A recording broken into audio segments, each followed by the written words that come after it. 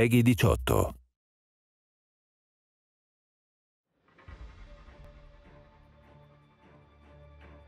There's a million ways to play the game in terms of blowing stuff up, meaning you can kind of not be looking to do it, but you see something that you want to blow up and you're driving along really fast, you aim the car at it and you bail and there it is. So kind of everything's a weapon. And then there's also weapons. For me, it was always about like, how ridiculous can I go? So I build something kind of big and I'm like, a little more. I'm like, okay. So finally I was like, okay, I'm gonna just dial this up to like 30 and see what happens on a 10 scale. And like, perfect. I'm like, yeah, okay, well, let's see if we can maintain that for the whole game. And we have, so that's awesome. You know, we're a part of a section of games that have been focused on next gen since the beginning. And this allows us to do things that maybe the crossover titles weren't able to do up front. I mean, games like Uncharted is obviously amazing in how they script these sequences, but it's of course entirely pre-designed and canned. We try to avoid canned experience as much as possible, so it's all based on cause and effect. The world feels more reactive to what you do.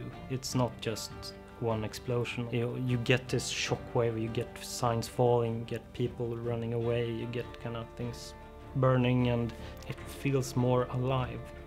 We noticed early on that when things blew up, the little pieces would fly just into the stratosphere, and so we changed to a pressure-based explosion algorithm. So now when things explode, it's kind of more like a real explosion and things follow a shockwave outwards. So you get more of this kind of debris sort of spraying.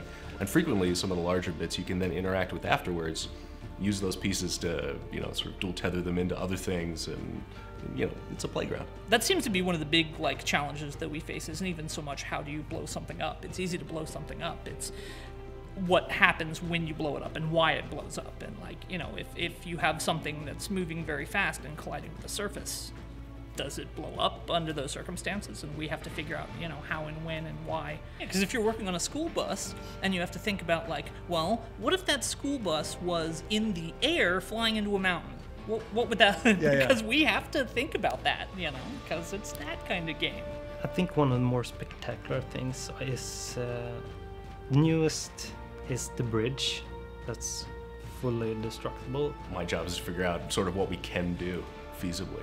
In most cases, you know, depending on where you sort of place these explosives or how you explode it, different pieces will sort of activate and come off. Like if I decide that I'm going to blow up the middle part, then the two sides, sometimes one of them doesn't always fall. It'll just sort of sit there and hang. You know, you'll see cars kind of like, you know, driving off the edge.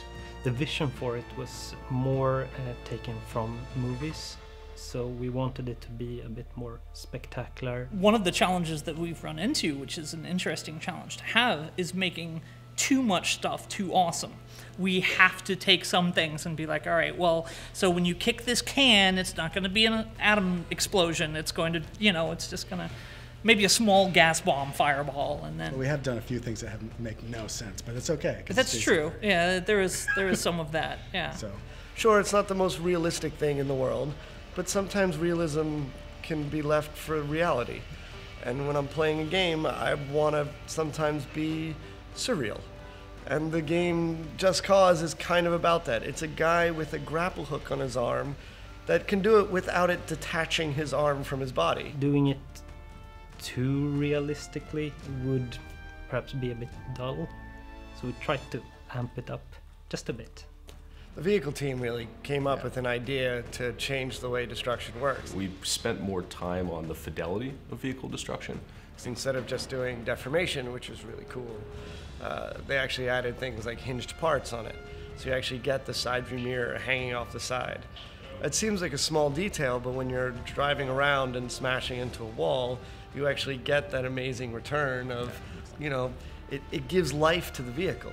For the most part, our game is about movement and that traversal space, so the destruction is a joyful response, a reactivity in the world.